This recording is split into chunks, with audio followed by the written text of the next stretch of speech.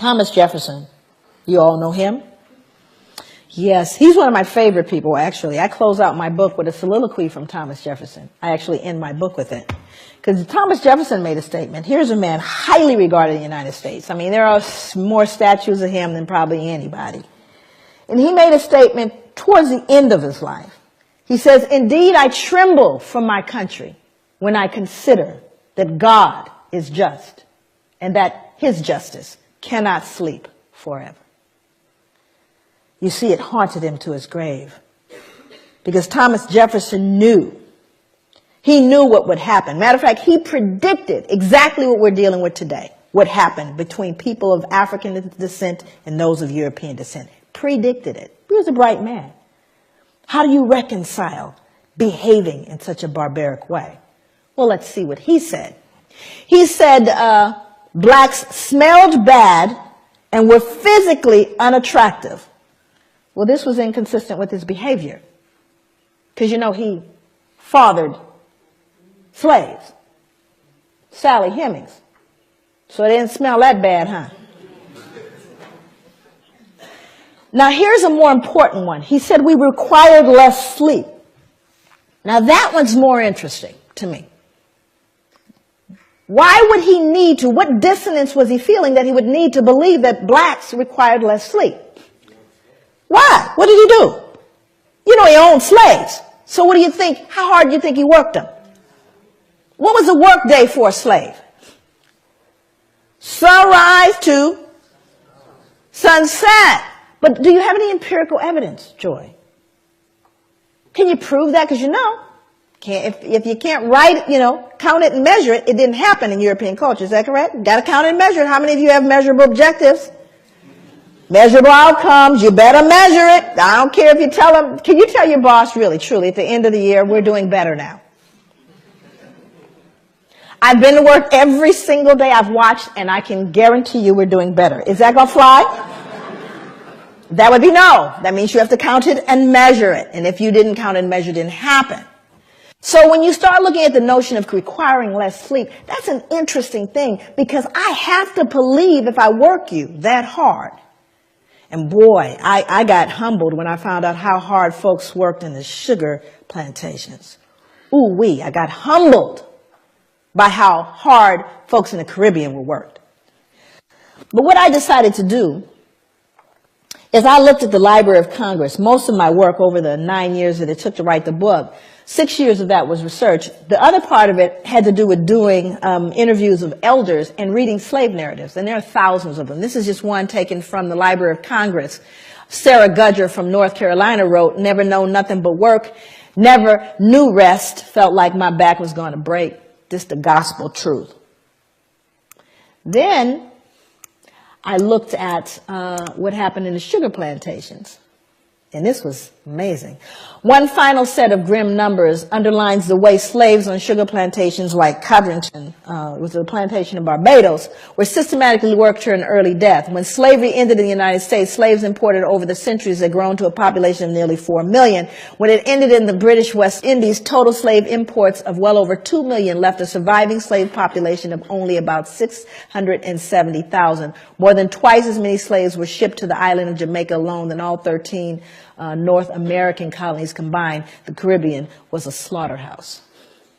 In fact, the reason why there was more importation of slaves to these plantations is because they died so frequently. They were treated so badly, ate so poorly, that females never reached their menstrual cycles. They never actually started their menstrual cycles, so they couldn't reproduce, you see. And so many of them died, they had to import more. That's how treacherous was, you lazy black folks that you are. Isn't that ironic, though? What's so ironic is black people run from the shame of feeling like they're perceived as lazy. I mean, I live with that so much that when I would go to hotels, I would leave it cleaner. Because your mother, everybody's mother taught you, leave it cleaner than you found it. So black folks are so hypersensitive, I was cleaning up the hotel room. Because I wouldn't want anyone to think I'm dirty, right? Now, other people in the audience that are of color, how much harder did your parents tell you you had to work to get to even? How much harder? You had to work Twice as hard. Now, how come I knew that about you? How come I knew that? Think about it. And yet at the same time, white people think we're lazy, you see? But we're so hypersensitive because of the shame, right? And then our ancestors will work to death. To death. Recently, they unearthed the slave cemetery. They unearthed actually a slave cemetery in New York City. It's on Wall Street, by the way, in the shadow of the bull.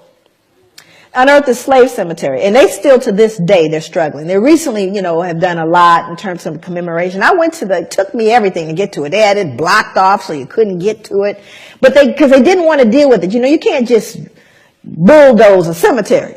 So here in all these skyscrapers in the middle of it is this little cemetery, and there's slaves in that cemetery. More important than that was what the bones told us, because now you got CSI.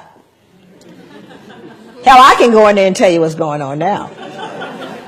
So with the CSI thing, now they've discovered a little bit about the bones. And to me, the most phenomenal thing about the bones is what they told us about those people and how they live. Majority of the people in there were children, infants and children, high mortality, infant mortality rate. They even know what they died of. Died of malnutrition and starvation, because they could tell by the rotting of the teeth and the jawline. So even though they most likely grew food, they weren't allowed to eat it. And then they found something even more peculiar that speaks to this idea of why he believed we required less sleep. They would show a large frame man, and they would find an injury where the muscle actually detached itself from the bone as a result of exertion and not injury. Stay with me. It detaches itself from the bone as a result of exertion. That means you work so hard, the muscle detached itself from the bone. You don't see those kind of injuries in contemporary society because no one's going to work that hard.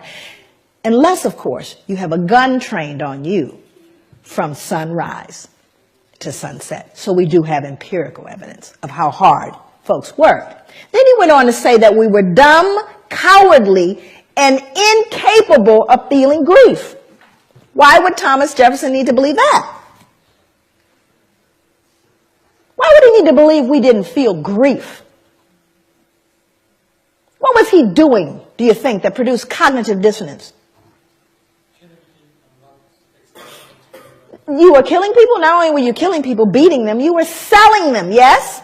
Selling mothers away from their children and husbands away from wives. And surely they don't feel it. Because if they felt it, that would make them human like me. So I simply say, and you see, it's not even so much that he said it, but he was an important person. If Joe, nobody said it, but he said it. So what do you think the rest of the folks, uneducated laborers, believed? Well, they don't feel grief, After all, Thomas Jefferson says they don't. So he becomes a critical person in making those statements.